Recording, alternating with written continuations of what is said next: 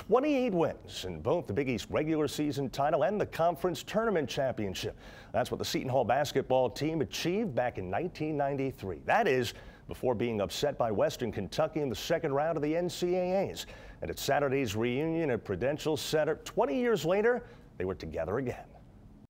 It was the best team we ever had.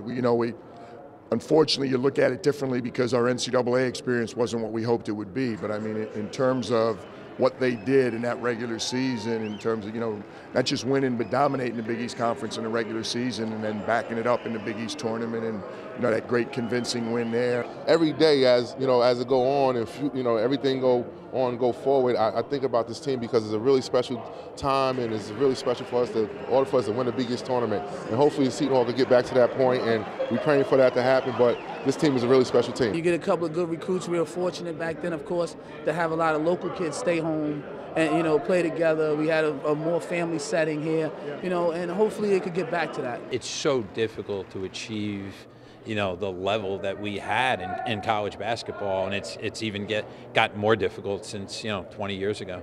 It was just an enormous disappointment. Those guys worked so hard to put themselves in position to do that, and they really believed they were going to win a national championship. So when you're that good and you think you're that good and come up short, it's disappointing. But what great memories. And 4 years after his last NBA head coaching job at Oklahoma City, PJ Croessimo finding new life with those Brooklyn Nets. At 63, it's a chance PJ thought might never come again. Oh, sure. I doubted very much I'd get a chance to coach again, but it didn't bother me. You'd rather be a head coach than be an assistant. But the Nets gave me a chance to come back here in the area. Working with Avery was fantastic, and the whole move. I hate to say it in Jersey, but this whole move to the Barclays Center it's such a hot story in New York. The crowds are so great. The enthusiasm for the franchise now, being back in New York, has been incredible. And then finally, any truth to the rumor that the Seton Hall sweater vest will make its return in Brooklyn, Pete?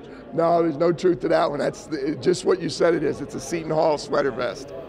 Oh, come on, somebody bring it back. And would you believe this man was officiating Saturday's game against Cincinnati? It's Tim Quagrity, whose father John, of course, infamously made that controversial call, costing the Pirates at the end of their 1989 national championship game loss to Michigan. What? No one else was available to call that game? In fact, guess who was referee 4 years ago at the 20th reunion of that '89 team? Tim Quagrity. You think his son might be reffing at the 30th anniversary? I'm Joey Weiler. A lot of debate over which of those teams was better. We'll leave that to you. Have a great week. News 12 New Jersey News continues in a moment.